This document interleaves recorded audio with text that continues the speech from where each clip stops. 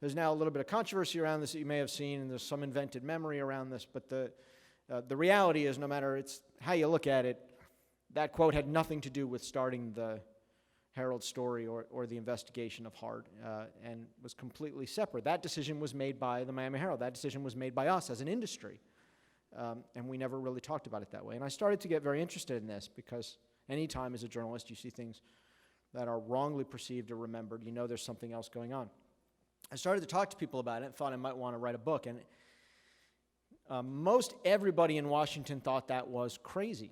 Why would you write a book about Gary Hart? I mean, Barack Obama was being elected. It was a huge deal in the country. We were all looking forward. We weren't looking back. And as I told my wife at the time, I said many times, I think in the introduction to the book, that I think there's a fine line between obstinance and visionary. And Hart was often on the wrong side of it, and I didn't want to be on the wrong side of it. And I remember I went to see Richard Ben Kramer, who'd written What It Takes, who sadly we lost in the last couple of years, should have been here, was a tremendous voice of his generation, and someone I'd gotten to know a little bit and would get to know much better, and who I really admired more than any other writer who'd done work on politics. And I told Richard, everybody, I want to do this book, and nobody thinks it's a very good idea.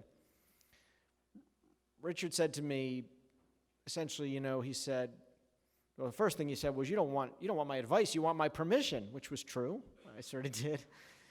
And he said, you don't write a great book by giving people the book they're clamoring to read. You tell them the story they need to hear. I believe this is a story that we as a country need to hear. I won't go into all the details of what that story is. Obviously, it's a decent-sized book, and I'd love for you to read it. But I'll talk a little bit about the characters who are involved, because I think it's at the heart of this story, and sometimes it gets discussed to my frustration as, I'm glad it's being discussed, but to my frustration gets discussed as sort of a polemic, as an argument, and it's not. It is at its core a story. It's a story of how this moment reverberated through the years of our country, but it's also a story about this man and his family and what he went through. And there's characters that make up this story that are quite fascinating. The main character, the first one you have to talk about, is Hart himself. Hart's a fascinating guy. He's an absolutely visionary politician, and he's by the time this moment in 1987, to try and give you an idea, if you don't remember, you remember kind of hazily, right? He's the Hillary Clinton of his day. That's the easiest way to describe it. He's 20-odd points ahead of the next Democrats in the field. He's already gone through the 1984 campaign where he very nearly stole the nomination from Walter Mondale. He came from nowhere, literally 3% in the polls, to win every state west of the Mississippi. And were not for the superdelegates, he might well have had that nomination. He emerges from that campaign where Mondale loses badly, obviously, as the presumed nominee. He's 20-plus points ahead of the next two Democrats, and neither of them are actually running. One of them is Lee Iacocca. I'm not even sure he was a Democrat, honestly. I'm not sure anyone knew. He's double digits ahead of George H.W. Bush, the sitting vice president. He's the leading Democrat of his day. And the thing about Hart is in the mid-1980s, he's talking about, think about this, in the mid-1980s, he's talking about stateless terrorism. He's talking about energy independence as a national security issue, the inevitability of oil leading to wars. He's talking about the transformation of the manufacturing economy to the information economy. He's a visionary, and this is the thing that fascinates me about Hart as a character. This is the contradiction that really makes him so compelling to me, is he can see around corners with greater clarity than any national politician of the day. And I can tell you, having known just about every leading national politician of the age, as well as anyone who's run, certainly during the time I've written about politics, there's only one corner Hart can't see around, and that is the corner that the culture is turning toward celebritization and entertainment. Right? Because Hart grows up, he's not actually a boomer, although he represents in the public mind at that time the advance of the boomer generation. He's actually born in 1936 in post-Depression Kansas. In post-Depression Kansas, you didn't talk very much about your emotions. Hart told me he had uncles who fought in the Battle of the Bulge, and they came back and they would drink a lot of the time, and then they'd go and ride the rails for weeks, and they were his heroes, and he never asked them what they'd seen, because you didn't ask questions about people's business like that unless they wanted to volunteer it. And then he goes through the Cultural Revolution of the 60s, and he's already a political celebrity by the 1970s because he manages George McGovern's campaign in his early 30s, very young. And everybody in Washington knows what Hart's about.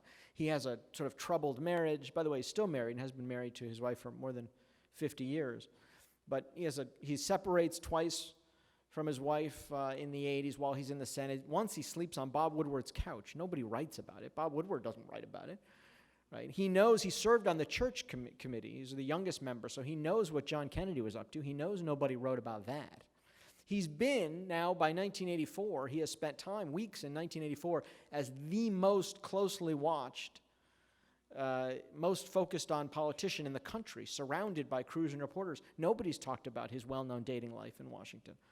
So Hart can't see that this is going to matter. And even if he can be made to believe by his younger aides that someone's going to care about his social life, his personal life, he certainly can't imagine that anybody's going to go searching for the evidence, any more than he can imagine somebody beaming down from Mars. This is part of the follow me comment, is no one in his, if you understand where Hart comes from in his experience, no one who says that could mean it as a challenge because it was inconceivable to him. When there's a moment in the story where Hart, the full force of this should be apparent to him. He's in New York, and he's just given a speech to the newspaper publishers of all audiences. And he's rushing, he's experiencing now the incursion of tabloid media into politics in a way that no politician in America has ever experienced it. They've got photographers hurling themselves at the windows. They've got these new satellite trucks following him. He's pursued. And they drive away in New York up Park Avenue in a lead car. There are two cars behind them. They're trying to get away from these media vans. And one of the vans actually jumps the median divider on Park Avenue to catch them. And Hart's kind of cowering in the backseat of the car. He's afraid and he's confused. And he says to the people in the car, "Why do they have to chase me?" He can't understand what's happening in politics. It's like nothing in his experience. I think this makes him a very compelling character. A couple of the characters who are really interesting in this are reporters, some of whom you may know. One of them is Tom Fiedler, who was the lead political reporter for the Miami Herald on the story. Fiedler, now the dean of the College of Communications at Boston University and a very eminent figure in my business. Fiedler gets the call in 1987 from a woman who says, my friend is dating Gary Hart. He actually writes a piece defending Hart against innuendo, and this woman calls him and says, it's not just rumor and innuendo, and he's going to go meet this friend of mine. By the way, I uncover the identity of this woman, Dana Weems, in the book. She's here in Miami, which is was not terribly hard to do with 20. I could tell you how hard it was, but 27 years later, it really wasn't that hard. And it turns out, like most stories of history, in a weird way, it turns on really kind of a pettiness and jealousy. Donna was her friend, and they were kind of rivals in modeling, and she clearly had some jealousy about it and some tension, and decided she was just going to, tired of hearing about her in the center, was just going to dime her out. And, so history goes. Fiedler gets this call, and he and his colleagues decide to set all of this in motion with a kind of surveillance, an undetected surveillance, they hope that, really shocking then to the journalism community, I think would be shocking now. I don't think we've had anything quite like this. And you come to a moment, right? Think about where we've been in the country, Lyndon Johnson, John Kennedy, even go back to Franklin Roosevelt, Dwight Eisenhower. I think of how the private lives of presidential candidates and politicians have been largely off limits. And you come to this moment in the first week of May, the first Saturday in May in 1987, where the presumed nominee of the Democratic Party is literally pinned up against a brick wall next to his townhouse in Washington. He's wearing a white hoodie. It's late on a Saturday night, while 4 reporters from the Herald and a photographer surround him and say, "Who is that woman in your house, and how long have you known her, and did you have sex with that woman? And can you be a moral leader?" In that alley, in that oil-stained alley next to his house, the ground of politics and political journalism in this country really shifts forever. And then you have Paul Taylor, who at that time was the lead reporter for one of the lead political reporters of the Washington Post. He was sort of the heir apparent to the greatest political franchise in American journalism, the franchise of Watergate. And Taylor comes to the news conference just 3 days after that stakeout with evidence of another affair that the Post has dug up. They're frankly not that hard to find at that time. And Taylor's in a packed, sweat-soaked room where there's a news conference. It's a room smaller than this one. And, in politics up to that time, things have been pretty genteel. So nobody knows about crowd control or setting up, setting up perimeters against reporters. But here you have the tabloid media, you have all this new satellite technology, you have just this huge bank of cameras and reporters pressed up against him. There's actually an aide who gets down on all fours to act as a human table to sort of keep people from barreling Hart over. And Hart's doing great. He's parrying all the questions. He's, as Kramer later writes, he's firing on all cylinders. He's back to his old self. He's winning in the polls. Most of the public thinks the press has overstepped. He's feeling pretty good about his chances. Somebody says to him, "Don't you think you should take a lie detector test?" And Hart says, "I think the voters are a pretty good lie detector," and everybody finds it very amusing. And then Taylor gets his attention. They know each other. And Taylor speaks in a very raspy, quiet, tense voice. There's this very quiet exchange. He says, "Senator, I'd like to lead you through a series of questions." I get a kick out of this. And when I heard the audio, which I did recently, I thought, wow, I'd like to try that sometime. I'd like to lead you through a series of questions. You can't do that anymore. But Taylor says, "I'd like to lead you through a series of questions." And Hart says, "Okay." And Taylor essentially says, "Senator, you said you'd be a moral leader." Yes, I said I'd hold myself to a high moral standard. He says, "Do you believe that adultery is immoral?" And Hart says, "Yeah, I suppose it is." And Taylor ultimately says to him, "Senator, have you ever committed adultery?" Which no candidate has ever heard in America. The people in that room who were there, and I run into them every so often, were absolutely aghast at that question. They remember it as a watershed moment. And Hart looks out on the assembled reporters as I'm looking out at you. Really, you'd be like the first few rows. And he sees in that split second of hesitation reporters who were with him in '84 on his bus and on his plane, married reporters, and he knows who was having affairs with who.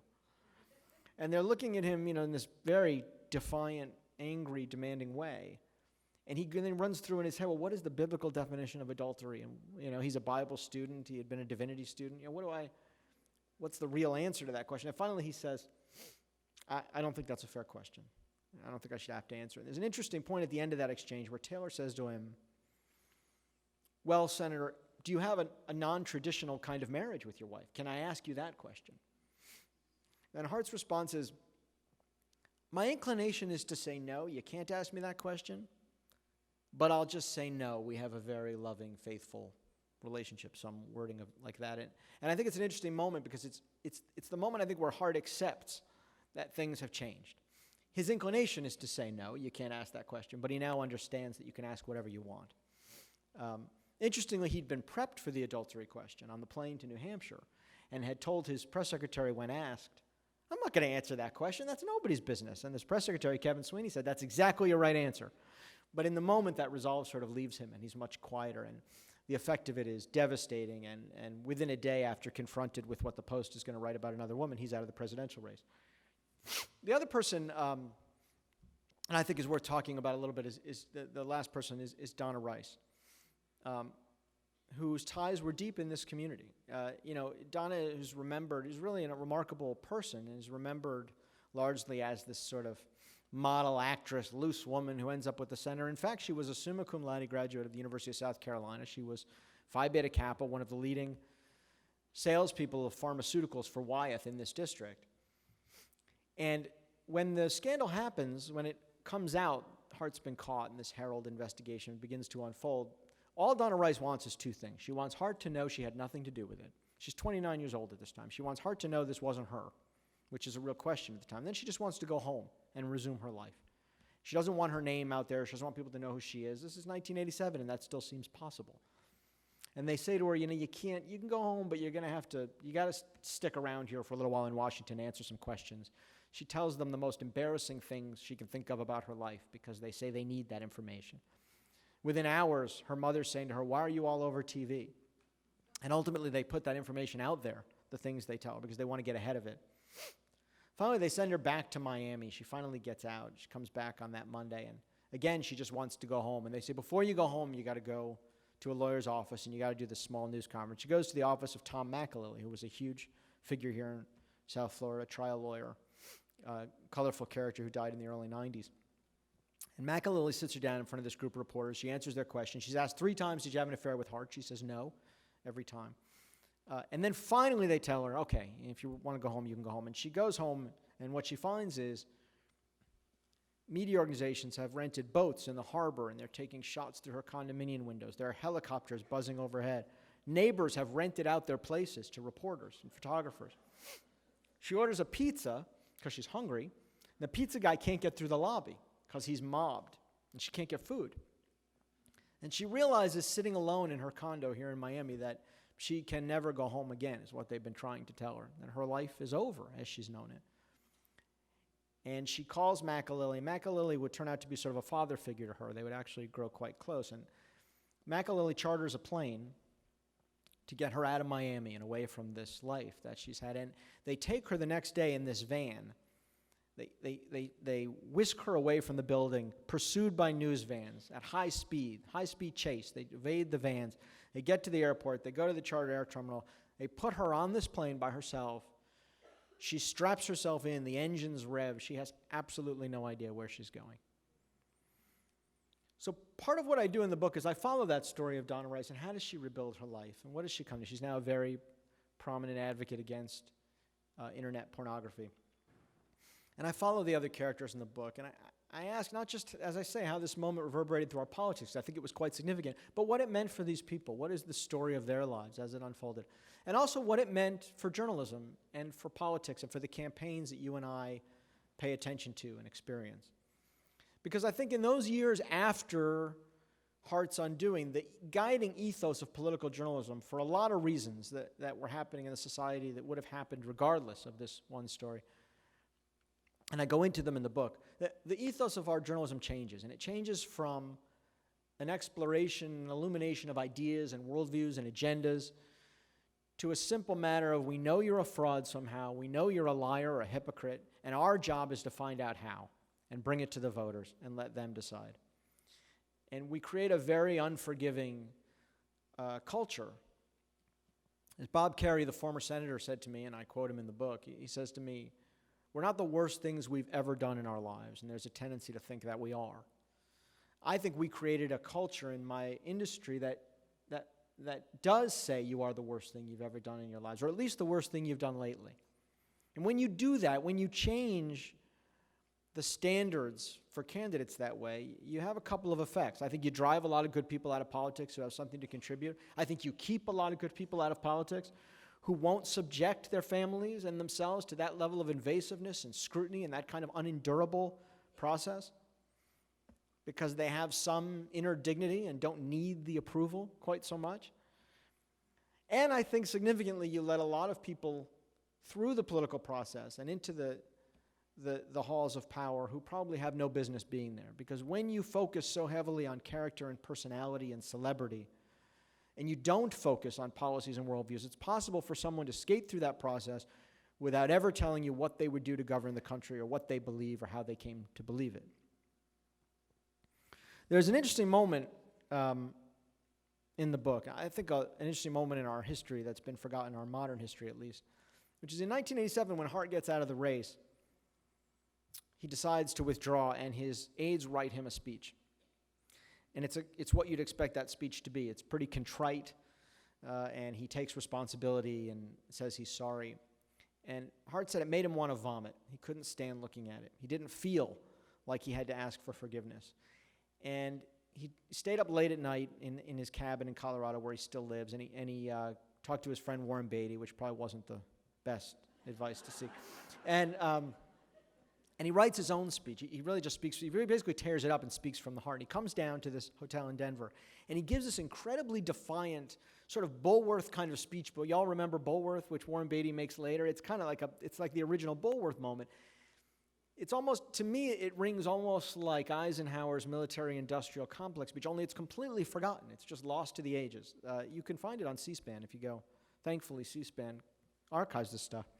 But I want to tell you what Hart says in that speech. He says, in part, he says, we're all going to have to seriously question the system for selecting our national leaders that reduces the press of this nation to hunters and presidential candidates to being hunted. He says, too much of it is just a mockery, and if it continues to destroy people's integrity and honor, then that system will eventually destroy itself. Politics in this country, take it from me, is on the verge of becoming another form of athletic competition or sporting match. We'd all better do something to make this system work, or we're all going to soon be rephrasing Jefferson to say, I tremble for my country when I think we may, in fact, get the kind of leaders we deserve. And he was immediately and universally mocked and ridiculed for that speech because it was said that he wasn't, from the editorial page of the New York Times on down, because it was said that he wasn't taking responsibility for his actions, and he wasn't contrite, and he was blaming everyone else for his own shortcomings. I got to tell you something. I've been covering national politics for 15 years. I've covered 4 presidential campaigns. I've been around the country more times than I can count. I've met an awful lot of voters, and I don't think there are very many people laughing at the idea that America could ultimately get the leaders it deserves. I want to thank you for coming and listening to me. I want to thank you for being at this terrific event and for having it. We've got a little more time than we were going to have because Bob was going to be here, so I can answer like way too many questions. So ask me whatever you like, and I'll answer as many as we have. Thank you. Thank you. All right, shoot. So what do you think it is in the 20 years or so between JFK and the mid-'80s? In addition to telling the story, what's the context? Yes. In the prior 10 years, 15, whatever? How What do you changes? see that? What changes to make it possible for Fiedler and the Herald to go on this hunt? How do you feel in general about what they did? So there are 2 questions. Right. One is the context. You're leading me through a series of questions. It's like Paul Taylor now. What was your name? Steve? Thanks.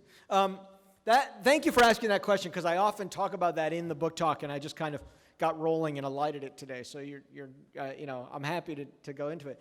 There's a bunch of things that change, and I go through it in the second chapter of the book. But the principal things are, first of all, you're now 12 years after the resignation of Nixon and Watergate, right? This is a huge deal. It's almost impossible to first of all, it's impossible to overstate the significance of All the President's Men, the movie in my industry, right? I'm not talking about even the book or the scandal.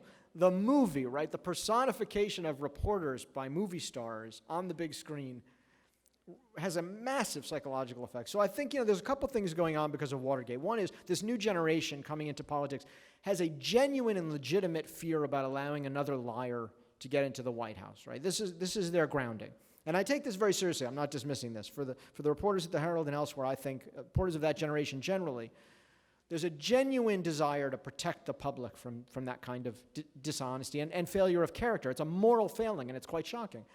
There's also, I think, a career ambition, if we're going to be honest about it, which is all of a sudden, look what's possible for a reporter. And it's possible by attaining what is the highest honor now in political journalism, which is to take someone down, to find the scandal, to find the lie. And that has an impact. Right? They have a whole new way of looking at career ambition. And punditry is just beginning. The Crossfire has just launched. The McLaughlin Group has just gone national. So suddenly there's a whole kind of new career ambition.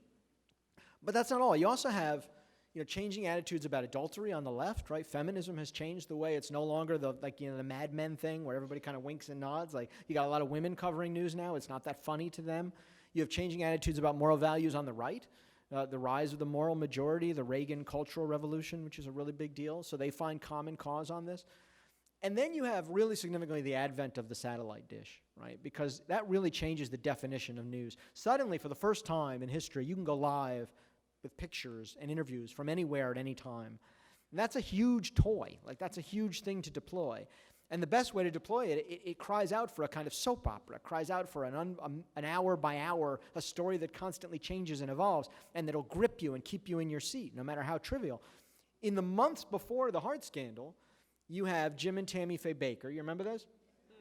The preacher and the wife with the mascara and the one.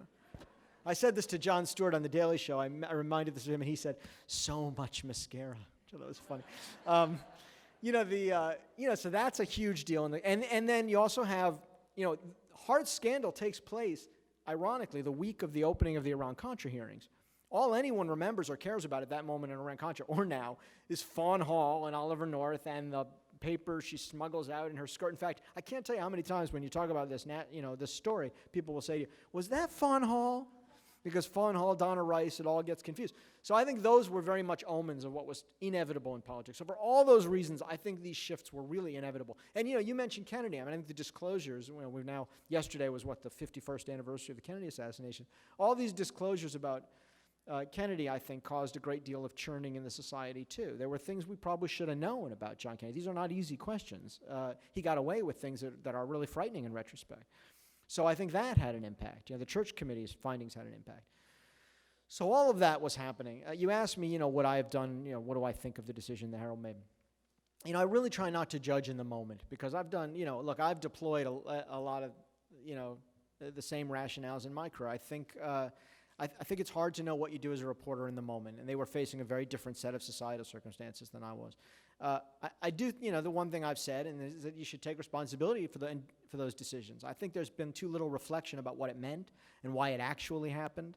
I think we became dug in as an industry, and the follow me business was part of digging in around, decisions that were actually much more complicated. And I do think in the years after, I'm going to get to the next question, I promise, but this is a big topic, and I want to spend a little more time. In the years after, we erected all of these rationales for stories like this, and you've heard them all. It's not the sex, it's the lie, right? If he'll lie to his wife, he'll lie to the rest of us, which we know not to be true. We have a whole historical record about that. It's already out there, and so we owe it to the person to investigate it, because it's out there, and it's a rumor, and it has to be dealt with. I have a whole chapter in the book called Out There.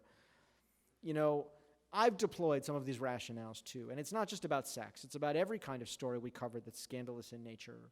Were you discovered in a strip club, this Kansas thing? Were you in a strip club 12 years ago, or whatever it was? And I think we just have to take a hard look at our responsibility to exercise judgment on a case-by-case basis. The Herald guys, who I respect, they exercised the best judgment they had in that situation, or whatever judgment they felt was necessary. Maybe you could have looked at it differently, but I think in the years after, we certainly ceded any judgment because of all these excuses. And I think we have to take responsibility for those decisions. Thank you, Steve. Yeah. So Tom Fiedler was such a big name down here with the Herald. I'm not sure I ever saw a response of his to what you've written, and I think you've answered the other part of my question, which is what you think of his decision. You're not really going to What's your name? it, but his decision to stall. Yeah. No, I understand. I asked your name. I just want to know your name. So I could... Sylvan. Sylvan? Yeah. Thank you, Sylvan. So Tom wrote, Tom and I had until very recently a very cordial discussion going on about all of this. And he wrote a response in Politico the day the book was published, which I'd recommend you read. And I dawdled over that for a little while. I kind of felt like I'd written a book. I'd said what I had to say, and people kept telling me I should respond. So I actually wrote a response too, and you can see both of those pieces online. Tom's central point, he kind of had a lot to say. But his central point in that rebuttal is that he comes down to at the end is, these questions were totally appropriate. And the real question is, why didn't we ask Roosevelt and Johnson and Kennedy the same questions about their character? To which my response was, well, I guess we could. Let's get in a time machine and let's go back and let's ask Roosevelt and Kennedy and Johnson. And I suppose they're also going to have to obfuscate or lie, and we're going to have to declare them to be morally insufficient to serve, and then we can find somebody else to lead us through the Great Depression and the Second World War and the Cuban Missile Crisis and the Great Society. And, we can all have 25 terms of the Carter administration. I guess we'd be better off as a country, but I don't think so. And I actually don't think there are very many Americans who think so. And actually, I don't even think Tom Fiedler, if he really thought about the implications of that, would think so either. I think that's just a defense. Now, I will tell you that Tom has, in the last few weeks, changed his story around this follow me quote. In other words, for 27 years, he told a very consistent story. He's told it to several authors, writers. He told it to me, which was that he didn't know about that quote until he got on the plane to join the stakeout that was already in progress. He confirmed it to a New York Times fact checker when we did the excerpt in the magazine. He wrote me emails when he read The Galleys in August and didn't raise a problem with that characterization. He wrote me emails after the book was published and didn't raise a problem with that characterization. In fact, we talked about all manner of other things. And then about 3 weeks ago, he said he was changing his story because some of his colleagues now remembered that he had seen the quote earlier and he decided they must be right. And after 27 years, he's just completely changed his version of that. and actually badgered the New York Times Magazine because he had now recanted and he had other people with him into publishing a sort of half correction saying it was now unclear. And that disappointed me greatly because I think in our business, I think particularly as a journalist, you have a higher responsibility than that. And that has disappointed me, to be honest with you, Sylvan. Yes, sir. I have a two-part question. Number one, do you believe that Can you just tell me your name? I'd like to just... John, Thanks.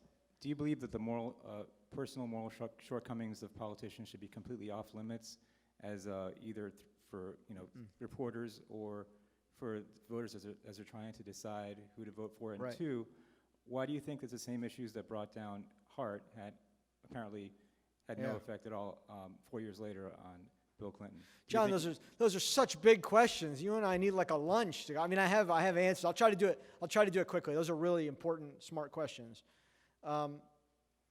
So the answer to the first question is no, I do not think they should be off limits. Character has always mattered in politics and always will. And there are times when it really I wrestle with this in the book. There are times when it really matters. I always go back to the example, and it's kind of mean because I pick on him all the time.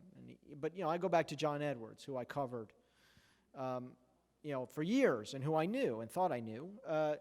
And I wrote, 8,000 words on John Edwards' anti-poverty platform and where its shortcomings were and where, I concluded in that piece for the New York Times Magazine in 2007 that most of his anti-poverty platform was actually pretty derivative of ideas that had been tried and hadn't worked very well, and it was really just about getting more money, except for a couple of things, like, for instance, his call for responsible fatherhood. And meanwhile, he was denying the existence of a child and asking someone else to pretend it was their child. I don't know if you have I have two children. That, to me, is a pretty hard transgression to come back from. And I can't come back from that, and I think it was relevant. I think it was more relevant than anything I wrote about him, honestly. So I think there's no edict for this. This is a case-by-case basis. And as I said before, I think what I'm really saying is we have judgment to bring to this. We have judgment and context. Right? Just because somebody does something stupid doesn't mean it should wash away everything else they've ever done in their public life. When Gary Hart was disgraced in 1987, that week, Rick Hertzberg, who was then writing for the New Republic, later for the New Yorker, wrote a piece and said, if Gary Hart is a liar, clearly there are examples of this in the public record. Let them be produced. And they never were, because he wasn't a liar. He actually hadn't lied to his constituents. He hadn't lied to his colleagues. He hadn't lied about his votes. He hadn't ducked tough decisions. He hadn't told people the things they wanted to hear when it was easy. He'd gone to labor conferences right here in Florida. Went to a labor conference that year when he was the presumed nominee of the party and told them he was not going to back protectionism and he was not going to back tariffs for American products, which was very unpopular. He was not a liar. And I think the context of someone's life really matters. And in a case like Edwards, I think it's enough to say, hard to take that apart from everything else he may have done and whatever else he may have done. But I think we have a lot of people we have enough body of knowledge on to know that their worst moment isn't their defining moment. And so, for me, it comes down to judgment and context, two things I think we've lost. You asked this question about Clinton 4 years later. So Tom Fiedler would tell you, and I think many people would tell you, that the Clinton thing represents the public working through this issue. In other words, the public figures out. The public is a little shocked the first time, and maybe someone gets it disproportionately, but the public works through it. And that's why you give the public all the information you can, because ultimately the public decides what's important and what isn't. In Clinton's case, they decided, adultery is not that big a deal. I don't think that's what happened, actually. I think that's a very nice interpretation. I think what happened, what's the difference between Hart and Clinton? I know them both. It's not intellect. They're both intellectual giants, hugely brilliant men. It's not worldview. Clinton took much of what we later called Clintonism from Hart's platform. Basically, the entire centrist platform, the Democratic Party, came from the beginnings of what was called the Atari Democrats in Hart's time. The difference is Clinton will do and say anything to get around that scandal. He will drag his wife in front of the cameras. He will emote. We find out later, frankly, he will lie outright if he has to, under oath. He will submit himself to any line of questioning. He will come back again and again, because he has to have it. And what we really did in that moment was to change the definition of what was required to be successful, right? And the question I would pose to you is, how are we going to judge character? Is it the guy who goes away for 27 years, gives up his career ambition, his life's work, because he says it's none of your damn business, and I'm not changing my mind, and I'm not putting my family through it again, and I'm not putting this woman I barely knew through it again, and I'm just not doing it? So I'm not going to grovel for your forgiveness? Or is it the guy who will evade any trap, any Houdini-like constricture, any obstacle put in his path because he needs the public approbation and the power that badly. Because I think the latter is where we've gone in our politics. And I think it does not necessarily yield you the kind of leaders who will tell you difficult truths you need to hear in moments where there are no easy answers. I hope that answers the question. Yes, sir. My name is Richard. Hey, Richard. I just want to ask you about you see this, the future of journalism with the advent of saying what's considered serious journalism versus tabloid journalism with Al Jazeera, and then you have TMZ. So you have so what do you think is the future of journalism? I wish I knew the future of journalism, Richard. I could get rich. I could chart a pretty good career path. I mean, we like to think at Yahoo we're trying to build the future of journalism, but no tech company has figured it out to this point. And and the traditional newspapers are having a really hard time. I feel good. I feel bullish about journalism. I think there's a lot of quality journalism being done and a lot of avenues to do it. And I think someone will come up with the economic model because information's still important. I think it's particularly hard for newspapers like the Herald, like the Boston Globe, where I used to be, regional papers who have to sort of reinvent their ideas. But I do think there will be successful journalism models. It's just a painful, wrenching transition, and we're at the beginning of it. Like the beginning of any new medium, we don't know where the internet pans out yet, and a lot of business models that have always worked will die, and a lot of things that will be tried won't work. And I think that creates a lot of real difficulty and pain. I mean, and I think to some extent this is a generational change. Think about the newspaper you all get. Think about the Miami Herald. Think about your average metropolitan newspaper. If you were going to sit down, if you beamed down from Mars today and were tasked with creating information that people needed and used, you would never design a one-stop shop for all stuff so that you had like a couple pages in business and a couple pages in arts and a couple pages in sports. That all grows from a time where you could only get all your information from the newspaper at the corner. But now you have niche sites, right? You have foreign policy sites, you have sports at ESPN. I'm on ESPN all the time. You have politics, movie sites. So the idea that your local paper needs to do all of these things in a shallow way by necessity, when you have all these easy avenues to get that information much more in depth, it doesn't make a lot of sense. And so we're in the middle of trying to rethink a lot of these old models that make sense to us because we grew up with them, but really don't make sense anymore. And that's going to be it's going to ultimately work, and it's going to reward a lot of people who are visionary. But it comes with the same kind of transitional pain that I think we're seeing in a lot of the rest of the society economically and globally. Yeah, Mr. Reporter, I do have a question, this daunting question on my mind as a reporter. Are you a reporter, or you're saying I'm a reporter? You. I am a reporter. This is Yeah. true. Yeah. Now, these politicians, these bulls per se, these people are subordinate to the commonality. And what I have perceived, since the commonality give them that supply, that power that vested upon them, I find that the commonality are not aggressive enough to bring them down per se, and do not allow them to commit adultery, immorality, lied, and so forth. And since the commonality have given them this supply of power, the commonality don't know to do the demand. Yeah. To demand them for what they want. And this is why these bulls, or these political whores per se, they do what they're doing. Are you? Yeah. Feedback. What was your name, ma'am? Reverend Lincoln. Reverend Lincoln. Okay. I'm going to try not to pronounce that entirely. But I thank you for your question. I reject this idea, and I recognize it's a minority point of view. I reject the idea that we're giving the public what they want. Here's the thing we forget when we talk about, look at how the public laps up sex scandal stories. Look at how much they care about it. And look at how much they punish a politician. First of all, understand the number of audience people we're talking about, right? When CNN, I pick on CNN or MSNBC, when a cable news station focuses on a tabloidy, sort of a scandal story in politics, and sees a jump in their ratings, what are we really talking about? You're not talking about the American public. You're talking about a tiny number of viewers that spikes in that moment to a slightly less tiny number of, no, please let me finish, a slightly less tiny number of voters. So I don't believe that the market dynamic around news of this kind indicates where the American people are at all. I think most of the American people remain and are very disgusted.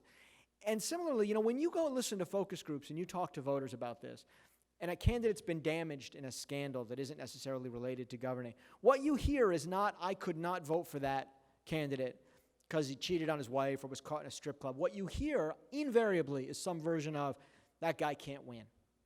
The media's told me that guy can't win. He's damaged. I saw the polls. He's damaged. They're thinking like pundits. They're not actually making moral judgments. So I don't believe that we are giving the public what they want. I believe we're giving a very small number of people who can affect the economics of news what they want, but we have a higher responsibility than that. One more thing. I'm also concerned, why does these people have to have immunity and they can do all these wrong things and get away with it? What can be done? What kind of people? These political bulls, per se. They have immunity, they can get away with all the wrong things they do. We can send ambassadors to other countries. Oh, you're talking about ambassadorial immunity. Immunity and political immunity. Yeah, that's somebody else's. You'll have to talk to an international law expert about that. As someone who used to try and park in New York City, I did find that very aggravating. And in Washington too, actually. But it's always the diplomatic plates that pass you over the double line. But I'm going to leave that to international lawyers to tell me why. Thank you. I appreciate your question. Yes, sir. I'm Dale. Hi, Dale.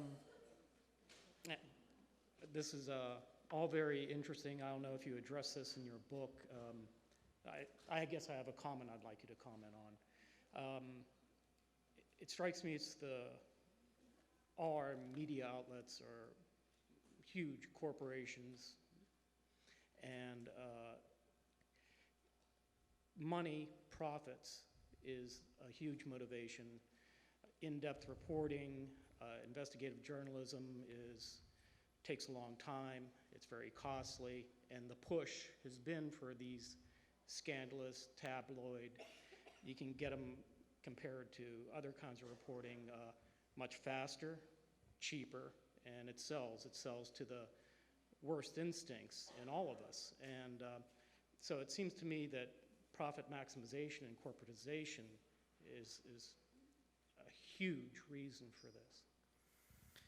Well, it's interesting. You could look at it either way, right? Because there are people who say, well, the media is controlled by corporations. They don't want to anger powerful politicians. So, you kind of hear it argued both ways.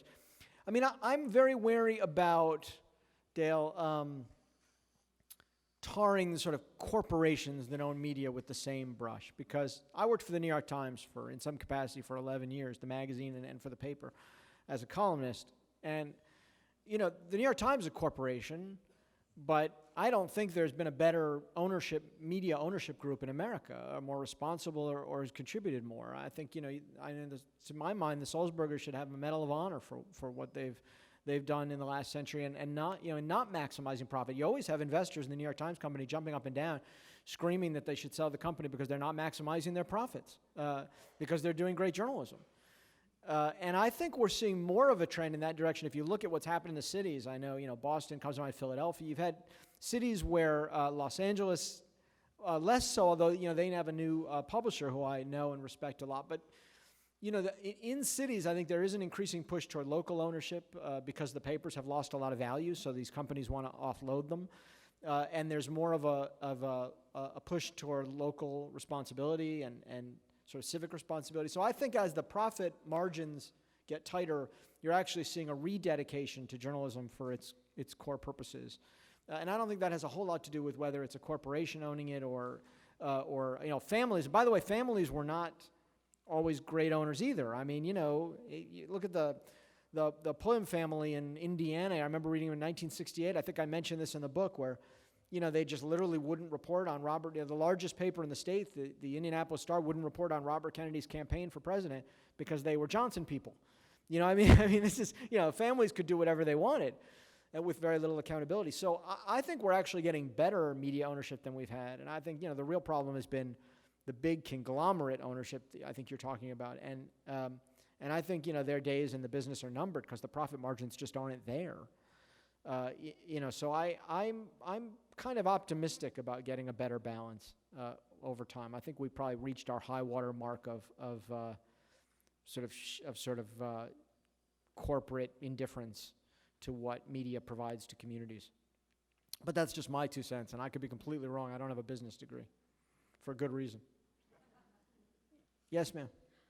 My name is Virginia, and I'm interested in cause and effect, particularly in terms of the low voter turnout reflected in the last election. Yes. And I wondered if you had any insights or thoughts into reversing that trend. Yeah, that's a great question, Virginia. Yes, in fact, you saw even the 1988 campaign right after Hart, at that time was a historically low voter turnout. What we're seeing now is a new historical low in voter turnout, at least in the off year. I don't think it's, and this is just, my gut feeling on this. It's not, there's no political science equation to back it up, and plenty of people will tell you I'm wrong. I don't think the system is sustainable as it is right now. I don't think the two-party system is sustainable because we just don't live in an institutionally loyal society the way we did 50 years ago, the way our parents did, and I think it's people don't ally themselves with brands for that period of time. How many phone companies have y'all had in the last 10 years, right? So the idea that you're going to stay with a party for life or that you're going to do whatever the party tells you isn't really relevant. I think people feel very ill-served by a primary system that gives them increasingly extremist choices when they themselves are not extremists. Because fewer people are party activists, and therefore the party activists who remain control a lot of the process. I think, it depends on what you think you were looking at in 2008 and to a certain extent 2012. I don't think Barack Obama's increasing turnout and sort of re-energizing politics for that period of time, for that election, was about the resurgence of loyalty to the Democratic Party. I think it was about him. It was about his independence, what was perceived at that time as his independence, that he didn't come from inside the party. It was about the story that he told about America and that he embodied. And I think that's the most powerful impulse in American politics. You could co-opt that for a party, but he failed to do it in the ensuing years. So I think there's still great vacuum in the system. And I think if something doesn't change, if someone doesn't co-opt that impulse from inside a party, it'll happen from without. And I think the likelihood of getting an independent presidency in the next 10 or 12 years is very high, because I think the situation's unstable. There is a vacuum. We know what nature thinks of vacuums and politics. And I think the money is there now in a way that it never was before because of the internet. The ballot access can be done in ways that it never could before because of the internet. All that you really need is a candidate who doesn't feel like putting himself through 18 months of primaries. So I think a shock to the system is inevitable if we stay on the course we're on, and that to me is the most likely form that it would take. Mm-hmm. Hello, my name is Jason. Hi, Jason. Hi, thank you very much for this discussion. Thank you for coming. The one bit of imagery that struck me in your discussion was the moment when Hart was asked the question about adultery, and he looked, to the reporters that he had witnessed committing this adultery. And I feel that, given that kind of dichotomy in terms of the tabloidization and this change that we're actually kind of lamenting this change towards the tabloidization of politics, and given that this tabloidization has now given journalists in general greater power and greater ability to affect, the discussion about the leaders that we deserve. In your discussion with colleagues, do you see that there's any kind of, do people who feel that nothing is off limits, that any question can be asked, given that they have a lot of power themselves, these journalists, do they feel that also applies to them? that they should be able to be asked and challenged on their own personal life to make sure that they're not lying when they report the news, Right. considering that they have such this power now? Right. Well, no, they don't think that. We as journalists get covered, Jason, more now than we ever have before. Media sites and media criticism, and we hate it, right? And we don't. That scrutiny feels very we like being, celebrities on a mini scale, but until it becomes negative, and then what you hear journalists say is, well, I'm not running for office. I'm not asking for the public's trust. So what I do in my free time isn't important. I'm sympathetic only in the sense that I'm not sure a lot of things that anybody does in their free time are important. But I think if you're going to live, if you're going to point to it as character and trust in one person, then I think you have to accept, as you're saying, that people are trusting you too and have to know what they're looking at. But look, I think I've seen something very interesting happen with this book in the last couple months, since it's come out. What's it been, 6-7 weeks? That I think it's really resonated with younger journalists. And these aren't people I know. I've never been a club kind of journalist. I worked at a magazine. I work at home. I was very much separate from all that. I don't ride campaign planes and buses. I always drive myself. So a lot of the younger journalists in the business who've done great work, and I admire, but I don't know them, right? So they're not friends of mine. And it's a very competitive business. So you would expect people to react with a certain level of maybe cynicism about a colleague or a competitor. But I've found that there's been a real sort of generational breakdown around the book. And younger reporters have been tweeting it and talking about it on Facebook and saying like really nice things.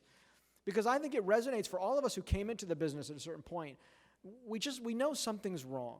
We know there's a double standard. We know we spend too much time on things that are trivial. We don't feel like we have enough of a choice a lot of the time. And I think it's really struck a chord with journalists, under 40, say. I'm a little over that, but journalists, around my age or younger who've really felt like they missed some better period of political journalism and they don't understand why and they don't know how to fix it and there's a feeling that we need to do it differently. And I think it is moving back in the other direction. So that makes me very hopeful. Thank you. Yes, sir. Yeah, hi, my name is John. Hi, John. And this question is about what you personally would do. Let's say we have two candidates, one for president, one which you would personally want to see win, okay, and another one, let's say, like Bush, for instance. Now, let's assume for the sake of argument. How do you know I'm not a Republican, John? Okay, then switch it around. Okay, so let's say for the sake of argument, okay, you had some I don't like this question. Yeah. You had some information, okay, on good candidate, okay, maybe a sexual innuendo or Right. discretion, okay, that had nothing to do with whether or not he could govern. Now, would you report on that, or would you hold that back? Well, you're asking the wrong guy, John. I mean, and it has nothing to do with ideology. I don't do sexual indiscretions. I just don't. Well, let me rephrase that. That's also true. But what I was saying is I don't report on sexual indiscretions. I just don't. It doesn't interest me. I've built my whole career on talking about ideas and policies. Sexual, indiscretions with something else. You're just saying, would I hurt a candidate I wanted to win? Correct. Oh, yeah. For the sake of a story. No, sure. Because that's because I ultimately think, you give the voters the information that's relevant, not all the information you can dig up in a dossier, which is what Tom Fiedler argues, but all the information that's relevant. And I think it's, I'm not in the business of trying to get anybody elected. Look, in 2004, you raised the Bush issue. In 2004, you look it up, in the first week of October, I did an 8,000-word piece on John Kerry and foreign policy, built on 3.5 hours of interviews. I talk about this in the last chapter of the book, if you read it. And I quoted him saying terrorism can be, we need to reduce it to a nuisance like prostitution or gambling. Some of you remember this. The Republicans made an ad out of it. It had a big impact. They spent days having to talk about this quote. And most readers of the New York Times Magazine, most editors of the New York Times Magazine, most people I knew in Washington thought that to be an act of heresy in some way. Well, the editors at the Times didn't feel that way, but certainly it didn't please most people at the Times. It's not a shock, are probably oriented in a liberal way. I don't think I'm shocking anybody to say that. And certainly the people I hang around with in Washington are mostly liberal. And there was a real feeling of that I had heart. I remember going to a party around that time and finding it very unpleasant, just being harangued and berated by several people for writing a piece that was seemed to have hurt John Kerry in a moment when he needed to win. And after he lost by really a handful of votes in Ohio, 70,000 votes. That was one of the factors I heard mentioned. People were very angry at me. I've never lost a moment's sleep. I lost sleep over other things, but he said it, not me, and I didn't play it up for value. I buried it halfway through a story where it belonged, and I put it in context. I can't control other people taking it out of context, but illuminating ideas and worldviews is what we do. And if you can't stand behind your worldview, you have no business offering it. And so, in my view, that's my job, and I don't. If I wanted to elect one candidate or another in any given cycle, I would go work in politics. I've had that opportunity. I could do that. And I'm not a party guy, so I rarely find myself in the situation. I like some politicians more than I like others. I agree with aspects of different platforms that are presented to me, and I write about some more favorably than others. But I've never been a check-the-box guy on one side. I've never been comfortable playing for a team, so it comes pretty naturally to me to have that instinct. Yeah. Hi, my name is Carrie. Hi, Carrie.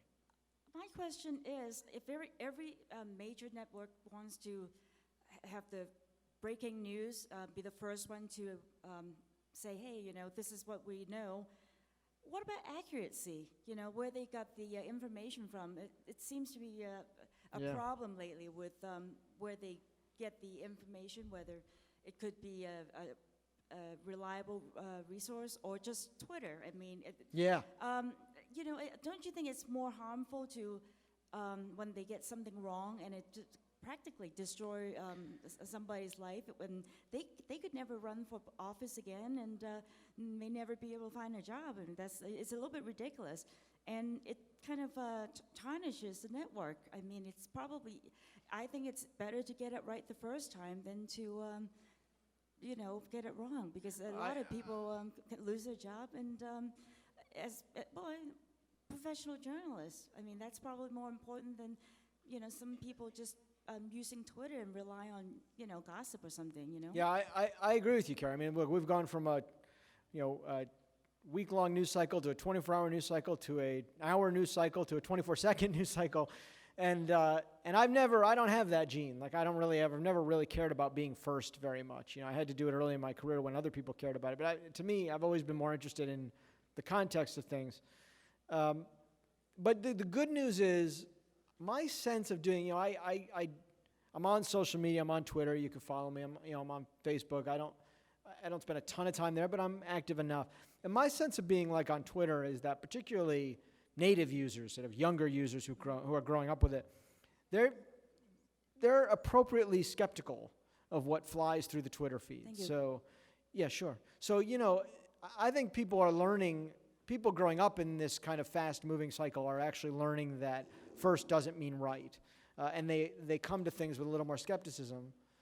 But I agree it's troubling and a little inane. I don't really know why I don't know what that impulse is to have to get things out there within a split second, whether if they're right or not. And I think a lot of times it ends up embarrassing, media organizations that do it. And I think there's too much of a premium on it, sure. Hi. Hi, I'm Jaime. I read your book and I loved it. Thank you, I appreciate that. It's really, really good. You addressed briefly that you think that this Politics Going Tabloid would have happened regardless at some point. So my question is, why do you think it happened specifically to Gary Hart? And if it hadn't happened to him, when would it have happened? Would it happen to Clinton a few years later? Or? Right. Well, I mean, as I said, there were all these things happening in the society. The post-Watergate. I talked about the influence of post-Watergate, the attitudes about morality on the left and the right, the satellite, the invention of satellite technology. All these things were churning in the culture. I don't think it's an accident that Hart was the guy. I mean, I think somebody would have walked into it. Clinton surely would have walked into it 4 years later had it not been Hart. And one of the interesting scenes in the book, which comes from Tom Fiedler, is actually, Tom going down to Little Rock for a conference about 2 years after, in between the two cycles, 1990 or so, 91, and Clinton grilling him in a hotel room about, actually bringing him up to the hotel room and grilling him about when would a private life matter and what if it were all in the past, and, wanting to understand how to navigate, right? Something, by the way, Hart would never have done. But I think Hart was uniquely qualified in a way to bring this about because because he was from the last era. He couldn't see it coming. He didn't prepare himself well, right? He refused to believe it was happening. He had old world notions of what should be private and what wasn't, and he was extremely stubborn. And he was extremely sort of magnetic and Kennedy-esque in a way that drew people's interest in him as a celebrity. So I think he brought together, he attracted those forces in the way that metal sort of attracts lightning, and probably was sort of bound to find himself in that. Interestingly, because he didn't, almost because he was blind to it, I think, he represents in that way, he's a transitional figure between the last moment and the next one. And I think cultural change always has its transitional figures. And I think Hart was one, and I think what's odd in his circumstance is how much he was forgotten afterward, when I think it was an important moment. Thank you. I know this conversation could go on and on, but let's give our I seem to author be a always round of having it. applause. Thank you Yes. very much. Thank you. Thank Thank you. you very much. Thank you, I appreciate it.